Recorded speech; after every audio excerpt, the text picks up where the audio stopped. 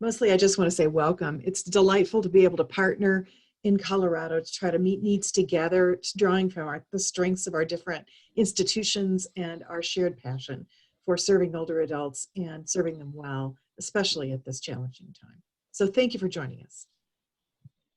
Thank you, Dr. Qualls. So at this time, it's my pleasure to introduce today's speaker. Dr. Samantha Farrow is a Colorado licensed psychologist and integrated behavioral health provider in geriatrics. She specializes in clinical care of older adults in primary care settings and program implementation and evaluation. She is past president of the Colorado Psychological Association and holds a faculty appointment with the University of Colorado School of Medicine and the Multidisciplinary Center on Aging. So at this time, please help me welcome Dr. Samantha Farrow. Thank you so much, Jody. I appreciate that warm introduction. And I'm thrilled to be here. Thank you to Sarah Qualls and Jody Waterhouse, both for kind of conceptualizing this emotional health and well-being series. I think it's really important right now that we're taking good care of ourselves. And I'm thrilled to be here today to talk a little bit about how you can improve your sleep as a way of taking care of yourself right now during this very challenging time. As Jody said, let me see if I can do this. There we go. As Jody said, I work in geriatric primary care clinics, and I'm an integrated behavioral health provider. And oftentimes I'm working with patients specifically on ways that they can improve sleep. So I'm thrilled to, like I said, talk with you all about it today, because I think particularly during stressful times, it is something that can be really important that we're aware of what we can do to take good care of ourselves. And mainly what I'm going to be going over today is just, first of all, talking about sleep, what it is, what are the factors that influence it, how does it change as we age, and then I'm going to really cover what is the gold standard first line approach to improving sleep. What does the science say in terms of what we know can be helpful with sleep? We'll talk a lot about what are the interventions that you can do at home. And then I'm going to spend a little bit of time at the end just to talk about once you have that information and you know what you need to do to help with sleep, how do you actually make that change? What are things that you can do to help actually implement those changes? And then finally, I'm going to end today with just talking about what resources are available, what things are out there to kind of support you in making those changes as well. I am going to try to cover most of this in about 30 or 40 minutes so that we have a good chunk of time at the end to go over questions. And if you have questions while I'm talking, feel free to throw those into the chat box. I probably won't be able to get to them, but I know that Jody is going to be moderating those. And at the end, when we do have a good chunk of time to go over them, that's when we'll review those. So, all right, let's start first with what is sleep? It is sometimes elusive, it is sometimes incredibly enjoyable, but really what sleep is it's a naturally recurring state of your mind and your body. And it really is, the function of sleep is really meant to kind of restore the immune system, the nervous, skeletal, and muscle systems within your body. It's also incredibly helpful and important for maintaining mood, memory, and cognitive abilities and cognitive functioning. And so sleep, it turns out, is really important for all different systems in our body. And we do know that it changes kind of over the space of our lifetime, but it always serves this restorative function where it's really meant to kind of keep us on track in terms of our health. We know that sleep quality and quantity impact our physical as well as our emotional health, and that it's key to really functioning well in the world. We also know that there are many, many different factors that influence sleep. And so, the first one I want to talk about a little bit is just the predisposition. And this really just refers to what is your personal biology? What is, you may be more or less sensitive to physiological arousal. Your age can be a factor. Your personal health history can be a factor. Your family history can be a factor. These are all things that when we talk about predisposition or predisposing factors that influence sleep, it's really more focused on kind of the biology of things. Additionally to predisposition, other factors that can be really important are things like context and stressors, or something that we call precipitating events. These are things that are oftentimes, maybe outside of our control, but are happening in our lives. So for example, being in the midst of a global pandemic is one thing that can be a stressor. Another common one is having a medical condition that somehow impacts your sleep, or having to take a medication for a medical condition that maybe has side effects that impact your sleep. And so that context and those stressors, oftentimes it can be things outside of our biology, but there's things that are still in our lives that are certainly very influential. Another example of that can be family circumstances or roles that we hold. So something that might be stressful if I'm in a position where I'm a caregiver to somebody who has a medical condition, and they are having difficulty sleeping, that might be impacting my sleep. Again, context and stressors, it can kind of go across the board, but these are oftentimes situations in our lives that are impactful to us independent of our biology. And in addition to kind of those precipitating events or stressors or contexts that are impacting us, we can also talk about perpetuating behaviors, habits, and routines. Things that once our sleep gets off track, these behaviors or habits, they can make that, continue to stay off track, basically. So some examples of behaviors that might perpetuate bad sleep are things like spending a lot of time in bed, tossing and turning awake, worrying about how tired I'm going to be because I can't fall asleep. Another one can be daytime napping, where I didn't get good sleep last night, so I'm just so tired I'm going to take a nap today. And those are, a lot of what I'm going to talk about today is really focused on these perpetuating behaviors that can, once we have some kind of issue that happens that maybe gets our sleep off track, these are behaviors that keep it off track and maybe even worsen it. And these are typically pretty modifiable. So the good news is we can make changes to them. And that's kind of what like I said, I'll be talking about today, is really trying to talk about what control we do have to make those changes. Before we get into that, though, I do just want to acknowledge that we know that normative changes happen to our sleep as we age. Even if you are a very healthy older adult person, you may see changes as you get older in the way that your sleep looks. And this is because as we change, the architecture of our sleep changes. We know that the different stages of sleep that represent different restorative functions in our body, we spend different amounts of time in those if we're an older adult versus if we're younger. And that's true regardless of any medical conditions or medications or any comorbidities that we may be dealing with personally. That's just part of kind of our lifespan development. And so one example of this in terms of our sleep architecture is that it's much more frequent as we age that we're going to wake up throughout the night. And that's, again, totally normal. That's healthy. It's okay that that's happening, as long as you're able to fall back asleep after those wake-ups throughout the night. The problem comes if we're waking up throughout the night and then those perpetuating behaviors, like maybe I start to look at my phone or I start to watch TV in the middle of the night, those are the things that can really disrupt sleep in ways that aren't normative. And that's kind of what we're going to talk about today, like I said.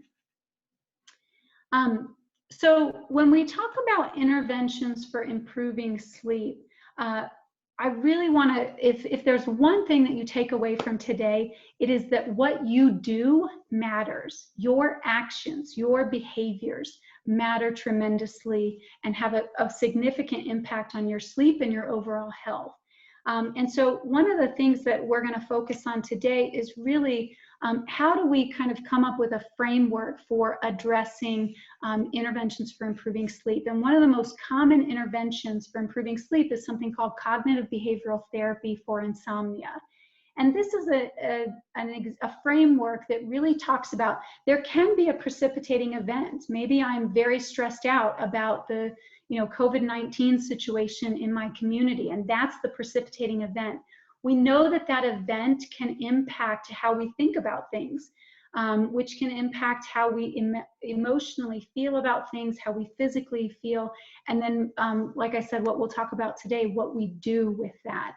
And so an example of where this can come in with sleep is maybe I'm really stressed out about COVID-19 right now. And I've started noticing, because I'm having to stay at home and not go out into the community, I'm not exercising anymore during the daytime. I'm watching a lot of TV during the day, maybe napping during the day. And then when I get into bed at night, I'm having trouble falling asleep. So I'm tossing and turning, and then my thoughts are really thinking about the pandemic and COVID-19, and I'm going to be so tired tomorrow, and I don't, I just want to get to sleep, and why aren't I sleeping? And that can kind of lead to this emotional reaction of tossing and turning where I'm starting to get really frustrated. It's been, 20 minutes, 30 minutes, 40 minutes, an hour, 2 hours in bed, tossing and turning. And emotionally, I'm starting to feel angry. I'm starting to feel frustrated. Physically, my reactions are, that I'm activated. The more angry I get, the harder it is for me to calm down and get to sleep. And so then again, it goes back to those behaviors and habits of I'm tossing and turning in bed. And cognitive behavioral therapy for insomnia just lays out the interrelationship between our behaviors, our thoughts, our emotions, and our physical body. And it really talks about how this can become kind of a downward spiral where we get stuck in a rut, where our routine gets off track because of some precipitating event, and then the rest of it just keeps going in that direction.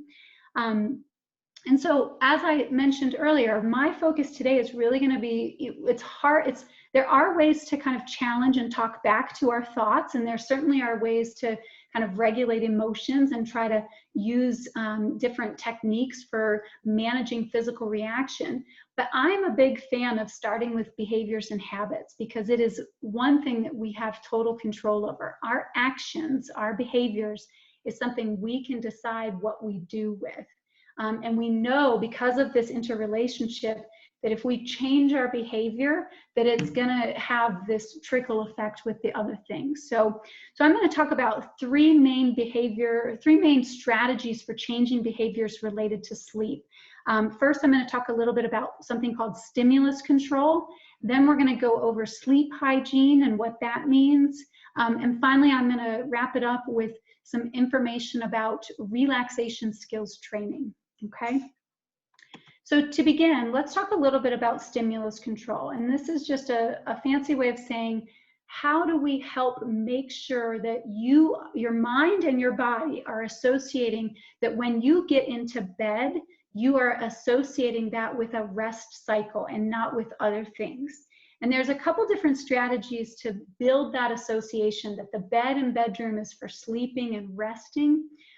The first behavior that is really important is that you only go to bed when you are already feeling sleepy. And so you're not, if you have a time that you always go to bed and you're in a routine and you have a consistent schedule, you should be noticing that before you get into bed, you're starting to feel sleepy, maybe your eyes feel heavy, you're yawning more, and those are all the cues that you want for when you get into bed. Additionally, we don't recommend that you stay in bed tossing and turning. As I said, doing that can actually increase frustration and make it harder to relax. So if you're not able to sleep after about 15 or so minutes of trying and you're wide awake, don't fight it. It doesn't do you any good to stay in there and think about how terrible it is that you're not sleeping. Get out of bed, go do something that's non-stimulating, maybe some relaxation breathing, or you can flip through a catalog, something that's not too exciting. You want it to be a little bit boring. Some people I know will do some light stretching to kind of release tension in their body, and then they'll go back to bed when they feel more sleepy. So after about 15 minutes of trying to sleep, if you're not there, just accept that and get out of bed and go do something else. Additionally, we really recommend that you use the bed for sleep only, that you're not doing other activities in bed. So I really recommend that folks remove TVs from their bedroom. And I know I do this, sometimes I'm guilty of this, but I know it's very hard not to scroll through your phone and read stuff, but don't do that in the bed. Really make sure that the bed and the bedroom environment is reserved for a rest cycle. And that's also part of why we want you to get out of bed after 15 minutes if you're not sleeping. We don't want you to associate being in bed with being awake. And so things like watching TV, smartphone, looking at your phone, listening to the radio, reading, eating in bed is a bad idea. Really reserve that as a place for rest only.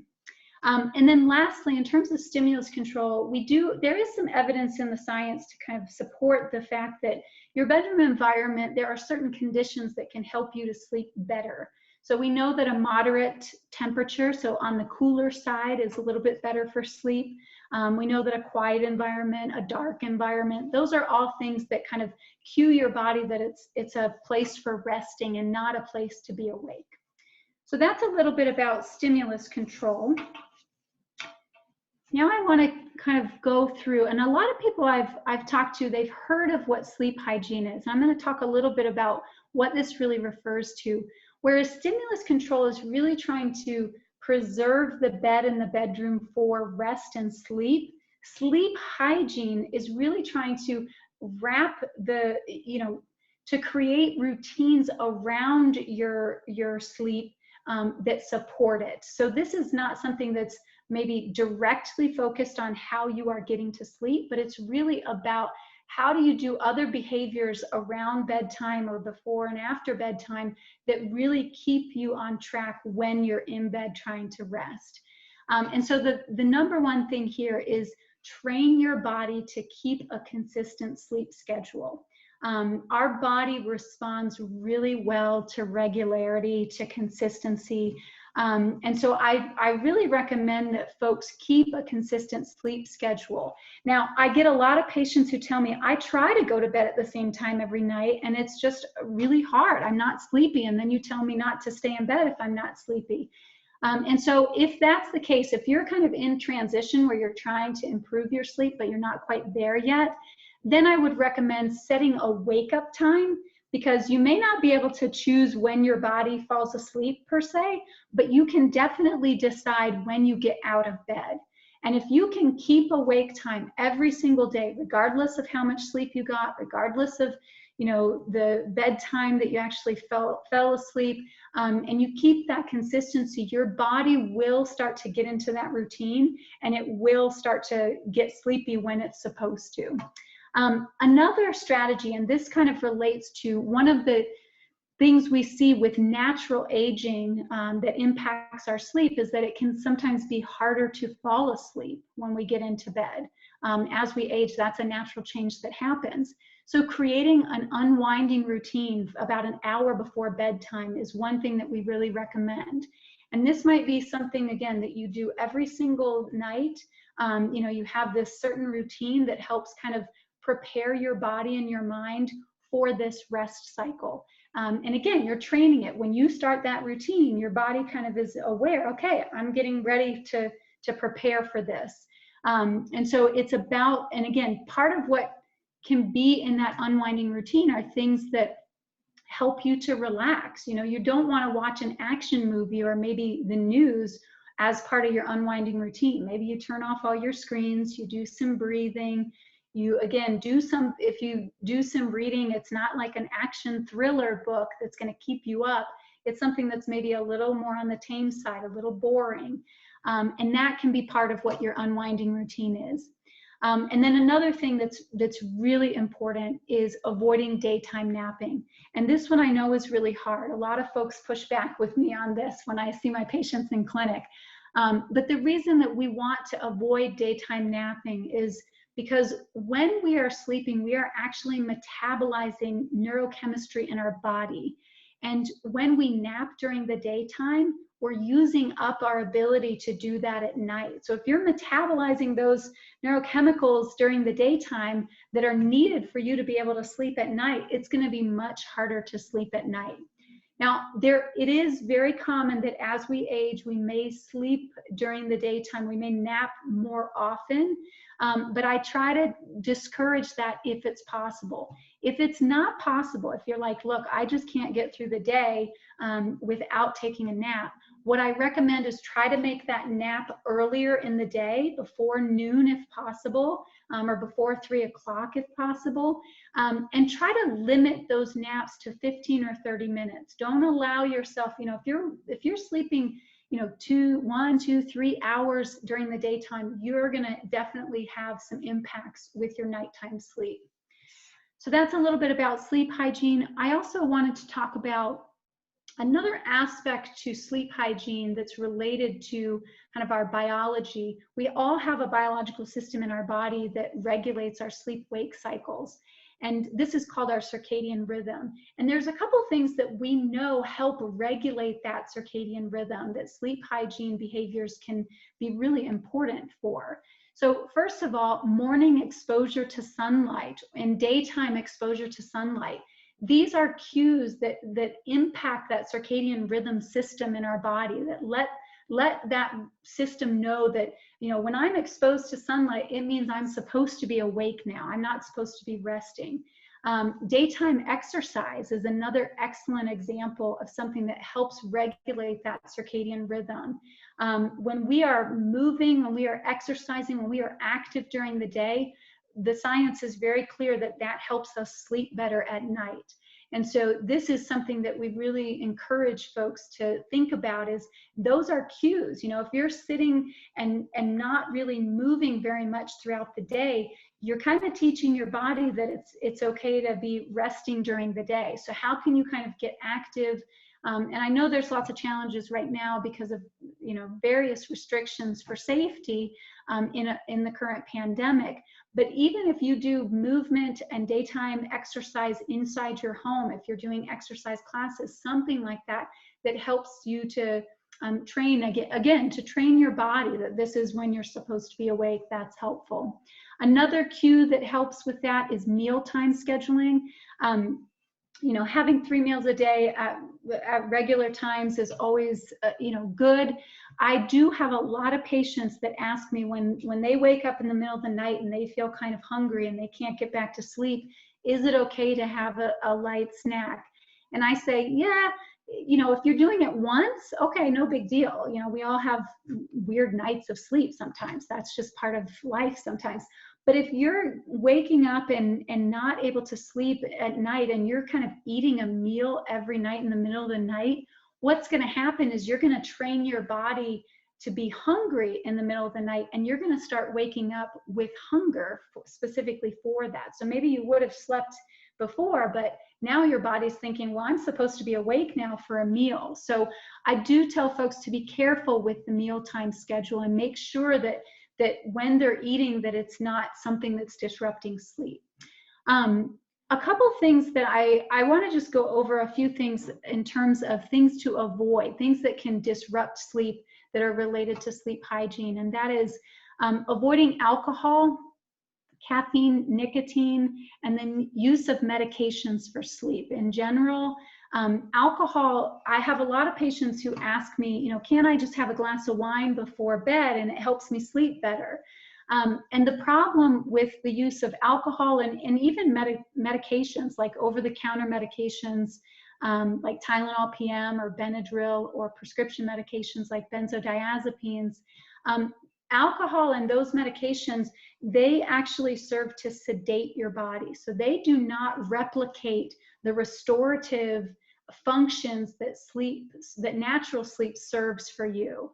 And so they sedate you and you might kind of feel like you're getting a good night's sleep. But in terms of the neurochemistry and the restorative biological functions that need to happen with sleep, they're not able to provide those for you when they sedate you. So they may be, helpful to you in the short term. I know a lot of people do sometimes use these, like they'll take a Tylenol PM if they can't sleep. And I really warn against using it in the long term, because you are kind of shooting yourself in the foot if you do that. When we use sedatives to kind of emulate sleep, what happens is it really disrupts our sleep architecture more so in the long term, and so it can create sleep problems. And then in terms of caffeine and nicotine, using those substances near bedtime, they have an activating effect on our physiology. And so again, it's not helpful for preparing your body for rest.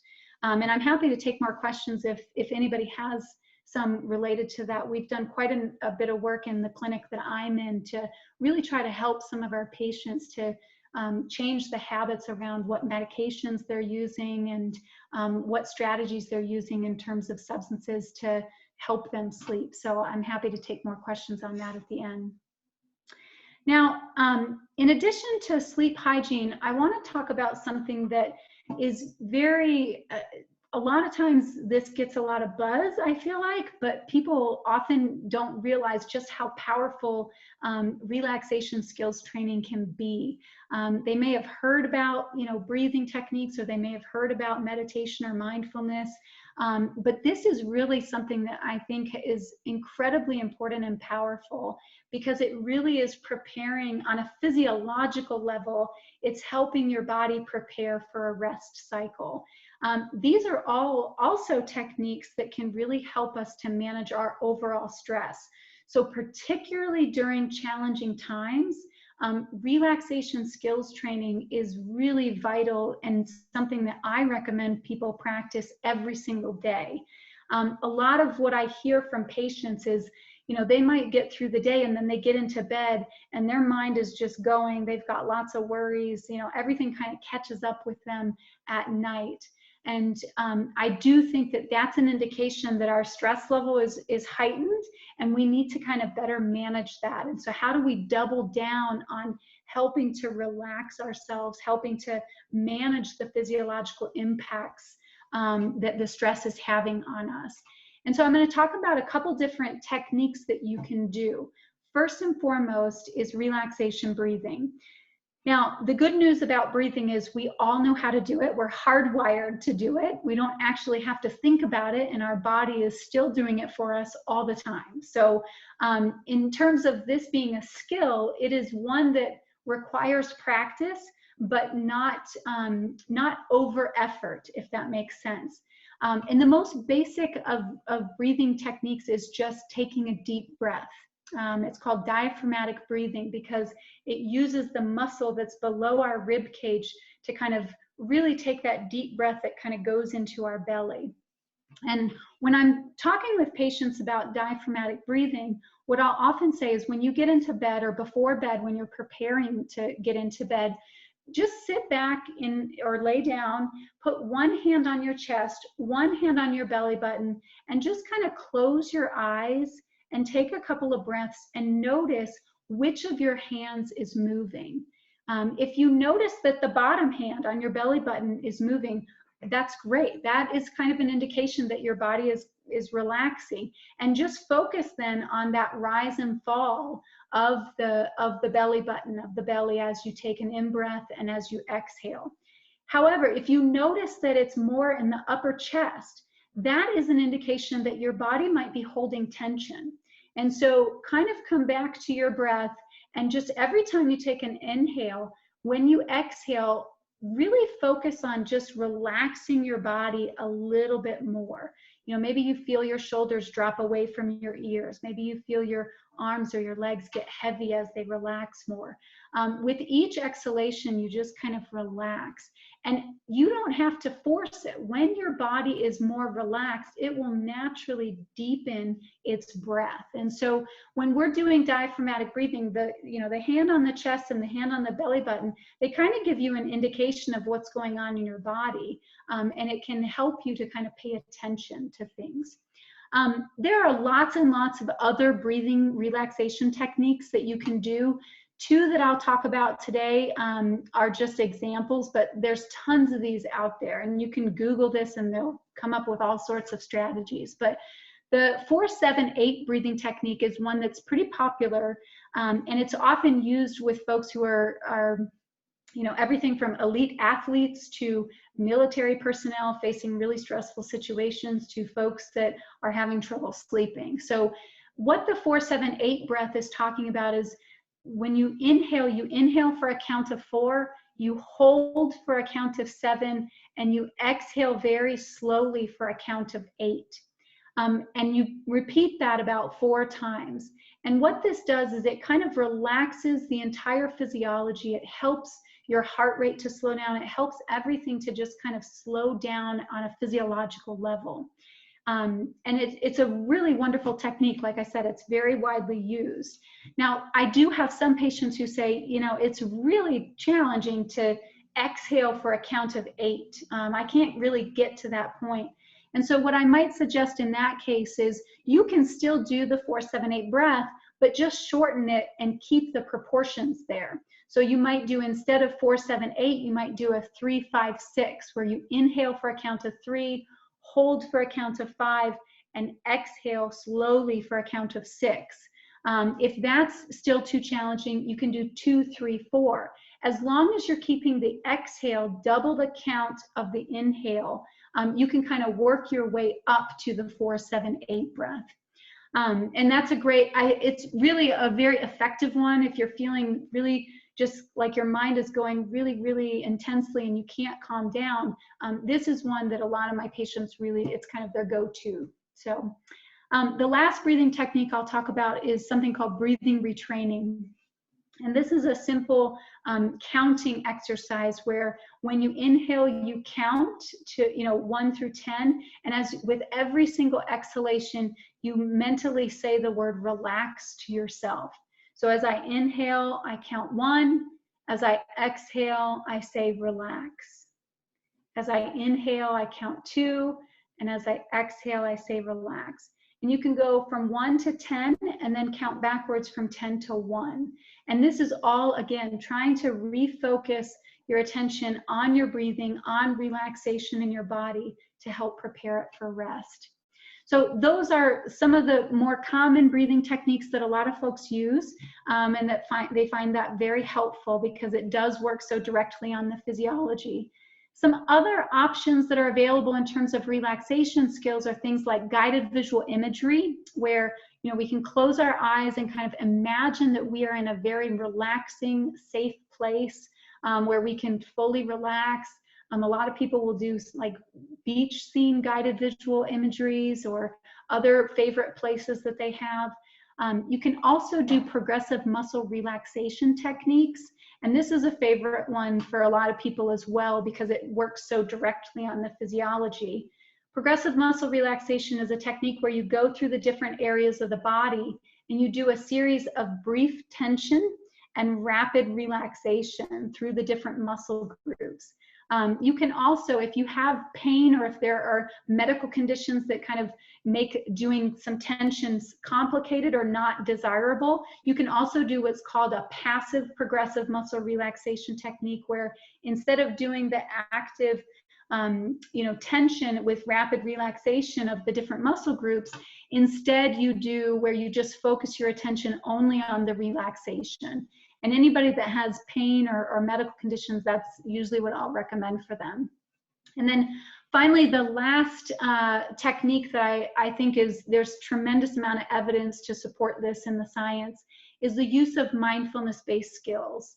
Mindfulness is a real big buzz term right now, but it's really referring to how do you stay present in this moment, right here, right now, not worrying about the future, not thinking about the past, but really connecting with your immediate experience in your body and your immediate environment. And so in terms of sleep, the way that this can be used is maybe, when you slip into bed, really being mindful of what does it feel like to be in bed right now? Where are the points of contact between my body and the mattress? Or where are the points of contact between the covers and the blankets and my body? How am I noticing my breathing right now? What does it feel like in this moment? And you can use sense perceptions around feeling. You can also kind of use sense perceptions around body grounding in your body. But there's quite a bit of evidence to support the use of mindfulness as a relaxation tool, both for overall stress management as well as for helping with kind of preparing your body for rest, because it's really taking, you know, a lot of times folks are thinking a lot when they're in bed and they're not able to stop that. So refocusing that attention on your body to be immediate in this moment is a good strategy. So those are, you know, we talked about stimulus control in terms of how do we build our association with the bedroom and the bed being for rest. We talked a little bit about sleep hygiene. How do we create habits and routines around our sleep that support us sleeping? And then we talked a little bit about relaxation training in terms of how do we prepare our physiology and really help our physiology to calm down to prepare for rest. So now that you have that wonderful information, how do you actually make a change? As I said before, one of the top, you know, the gold standard first line treatments for any kind of sleep disruption is behavior changes. And we've talked about lots of different examples of things you can do to, in terms of behaviors that you can do to help with sleep. But actually doing them and doing them consistently, there are some things that might be helpful for you to consider. Implementing a change, if it was as easy as just having knowledge, we would all already be doing these things. But it actually takes some strategy. And so I'm going to talk about 4 different strategies that can be helpful when you're trying to make a change. And the first thing I just want to talk about is goal setting and why it's important to have a very specific, measurable, time-sensitive goal. When we're creating goals to improve our sleep, maybe I say, my goal for improving sleep is I am no longer going to nap during the daytime. You know, for the next week, I will, instead of napping, I'm going to go for a 10-minute walk to try to wake myself up, or whatever the goal is. I think it's very important when we're goal setting that we're thinking about what we want, not what our spouse, you know, wants for us, not what our doctor's goal for us is, but what is the goal that matters most to me, and really being able to articulate that goal. Now, as I've said, I've just talked about, you know, about a dozen different things you could do in terms of behavior changes that you could create as a goal, but starting, you know, small, starting with what is the low-hanging fruit here? What is 1 or 2 things about your sleep routine and behaviors that you can change, and commit to doing that for, you know, a couple of weeks and see if it makes a difference for you. So when we're goal setting, I do think it's really important that you start with what's most feasible. You start with really thinking about what matters to you. And that's kind of my second point, is why does this goal matter? When I'm working with patients to kind of help them create change around their sleep, we'll do goal setting. And the first question I'll say is, how important is this goal to you? You know, if you had to rate this 0 to 10, where is it? 0 meaning I don't care at all. 10 meaning this is the most important goal I'm going to work on for the next couple weeks. If it's anything 5 or less, maybe even 6 or less, then I would say maybe we need to come up with a different goal, because if it's not important to you, there's not going to be a lot of motivation to follow through on it. And so really trying to think through, why does this goal matter to me? What is the benefit I see happening if I actually complete this goal every day? And really getting clear about that. I also think in addition to why it matters, how confident are you that you can actually do this goal?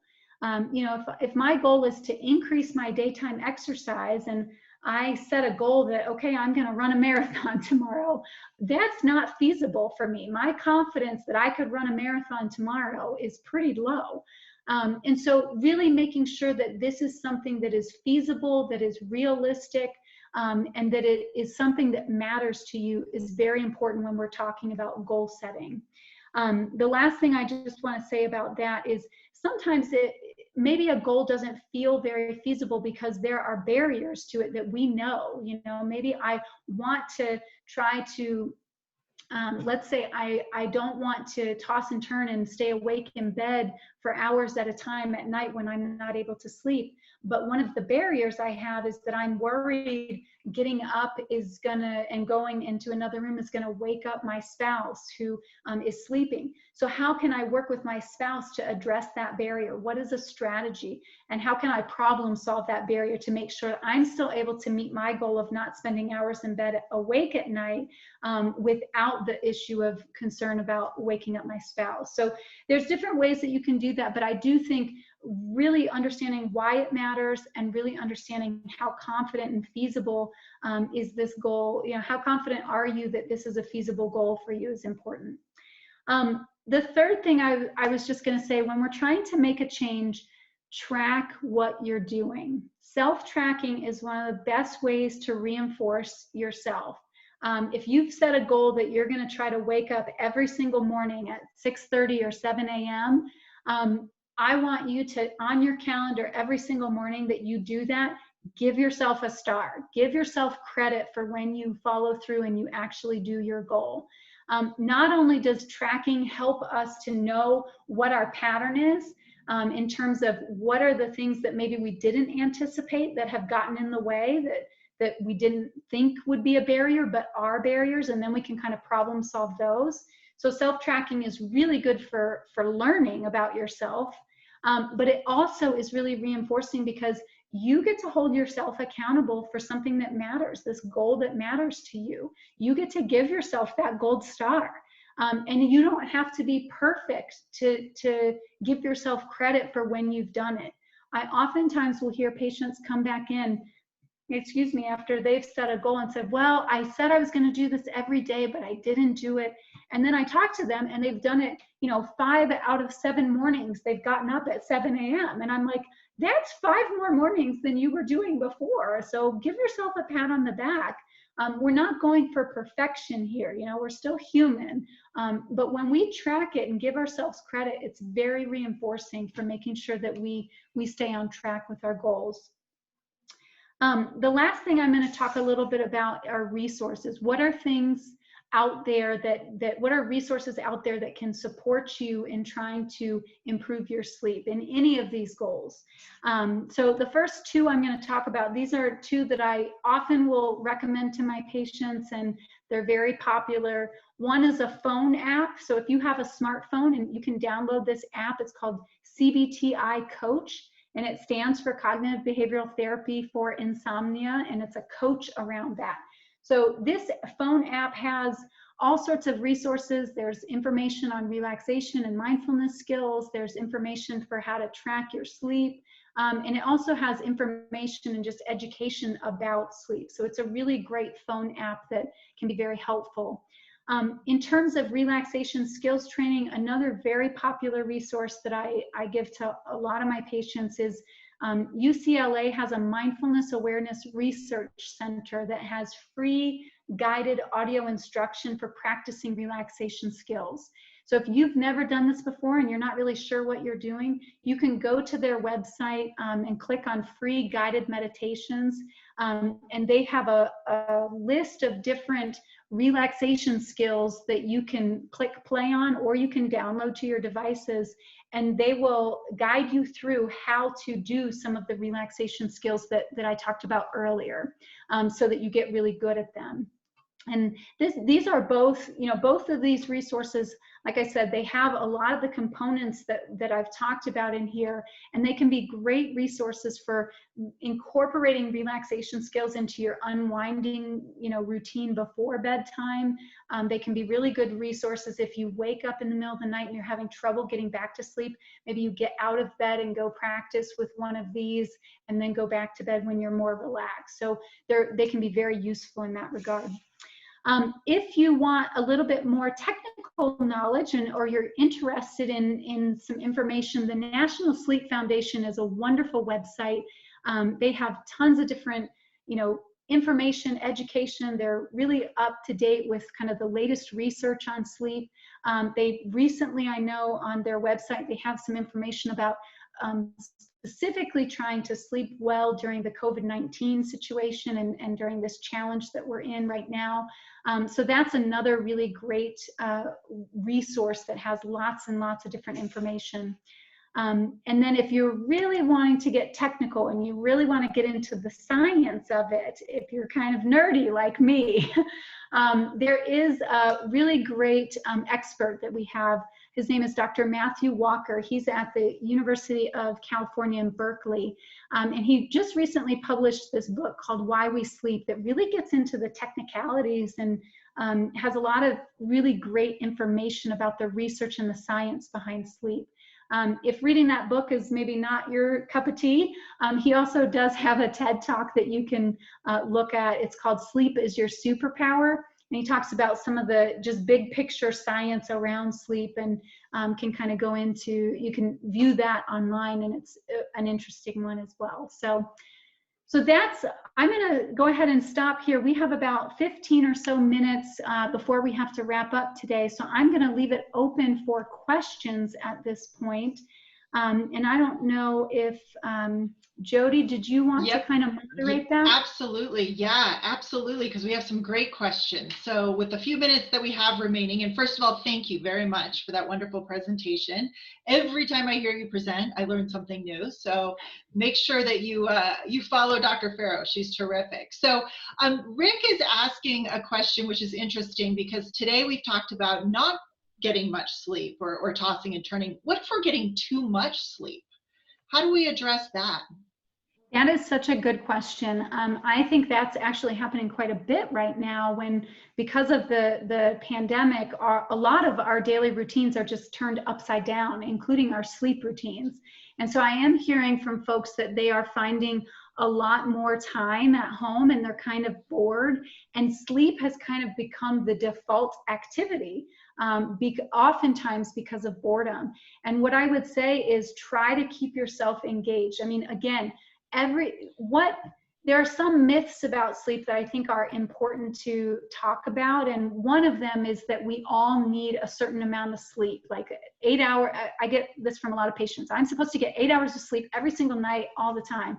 And what I will tell folks is sleep and the amount of sleep that you need, it does change slightly over the course of your lifetime, but not by much.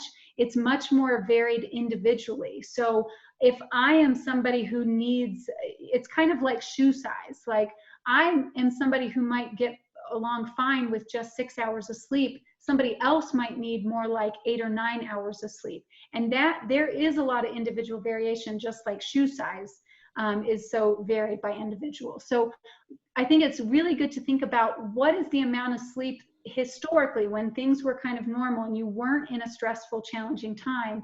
What was the typical, ideal, normal amount of sleep that you got? And then just really regulate that.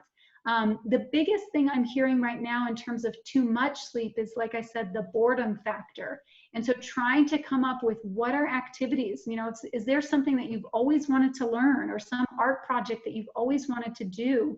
Now is the time to do that. Anything that you can keep yourself active and engaged in doing things during the day, that helps regulate the amount of sleep too. So hopefully that answers your question. Great, thank you. And a question from Bob about sleep apnea. He's assuming that a lot of people go undiagnosed.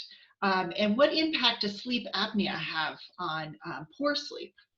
Oh, I so appreciate that, Bob. I love that question because sleep apnea is a really important medical condition that is very treatable.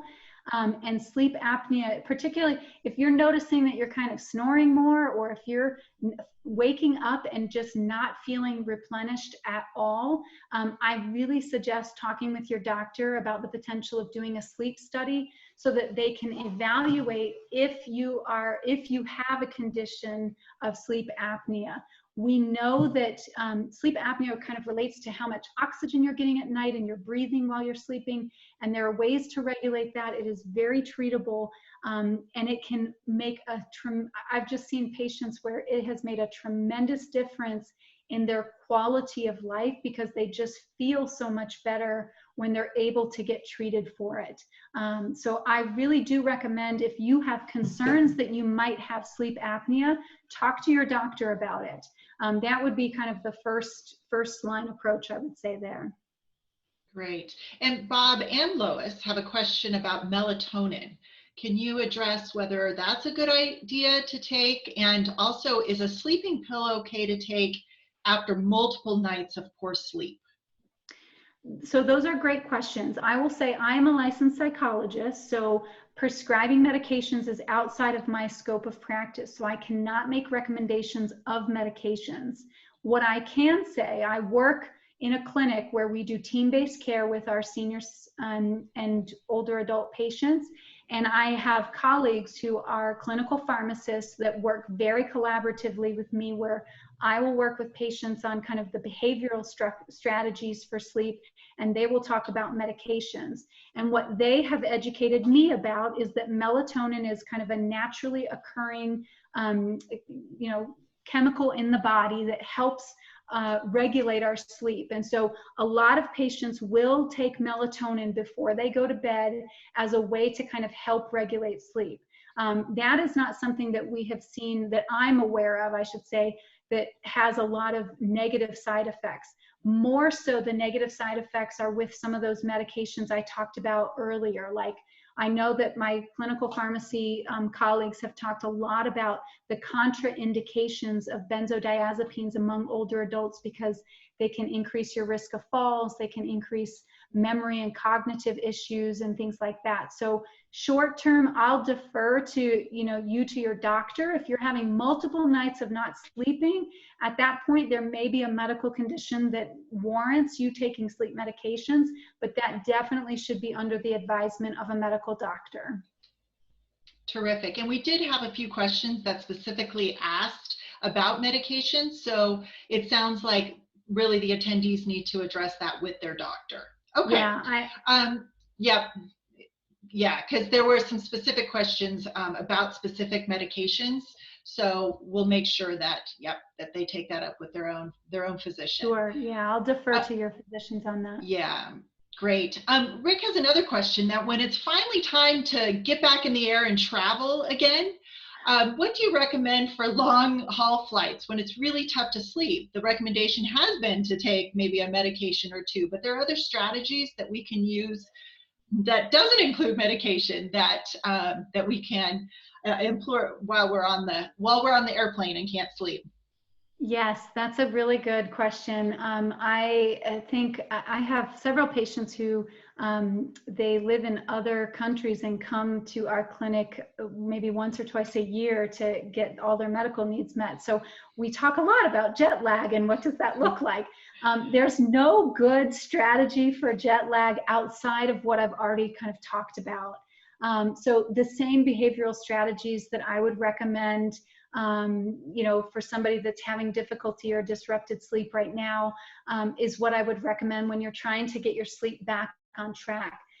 One thing we know is that the biology of our bodies, there's another strategy for regulating sleep that I didn't have time to go into today called sleep restriction, where you kind of are restricting your sleep to a shorter amount of time and then gradually by 15-minute increments increasing it over the course of several weeks until you get to what amount of sleep is actually healthy. That is one strategy that can be really useful for managing the impacts of jet lag and time zone changes. I know when I've traveled to Europe, I've just tried to power through, and I'm exhausted. I've been up all the entire plane ride, and I just try to power through that first day to get back on track. If that's something that you can do, I think that sleep restriction is one of the things there's some pretty good evidence for. But again, it's really about kind of gradually, incrementally making those changes so that you don't overdo it one way or the other. Mm-hmm. Terrific. And in the last few minutes we have together, there are a couple questions that address frequent urination at night, which is causing people to wake up. Any suggestions around that? Yes, this is such a common issue, and most of my patients who are waking up throughout the night, it is for going to the bathroom. Some just very straightforward strategies are try not to, after a certain time at night, try not to intake fluids, because then you're more likely to have to go to the bathroom. And the other thing I would say is similar to what I was saying earlier on in the talk was, it is actually normal to wake up throughout the night. As we age, it's okay if you have to wake up, 2 or 3 times throughout the night to go to the bathroom, there's no harm. That's not harmful to you, as long as when you come back to bed, you're able to go back to sleep. Again, you can try to minimize the amount of time that the number of times that you're waking up by trying to reduce the amount of fluid intake after a certain time period at night. But I don't think the goal is not to never have a wake up throughout the night, because again, we know that that's a part of normal aging and normal sleep patterns. The only issue is if you're waking up, going to the bathroom, coming back, and not able to sleep, then we'll want to talk about what are the behaviors that you're doing to kind of mitigate that. How do we, maybe use breathing relaxation techniques? How do we make sure we're not daytime napping? Are you getting enough activity in the daytime so that you're needing rest at night and your body is wanting rest? So there's different ways to kind of regulate that. If that's what's happening. But otherwise, if you're just getting up, going to the bathroom, coming back, and going back to sleep, that's perfectly normal. Great. Well, thank you so much, Dr. Farrow, for all of this information. I want to remind everyone that Dr. Farrow has provided 3 different handout resources for you. So you'll be getting those in your email with the evaluation, and hopefully those will be good resources for you to use to try and battle any sort of insomnia that you might be having at night. So I want to remind you also that next week we are going to address maintaining strong relations during these very challenging times, which I know we all find a great challenge. So looking forward to welcoming Dr. Sarah Qualls from the University of Colorado, Colorado Springs Aging Center to address that topic. If you have not registered, please make sure that you do, so that you get the Zoom in login information. And with that, again, a big thank you to Dr. Farrow and all of you for joining us today. Have a terrific afternoon. Thank you, everyone. Have a great day.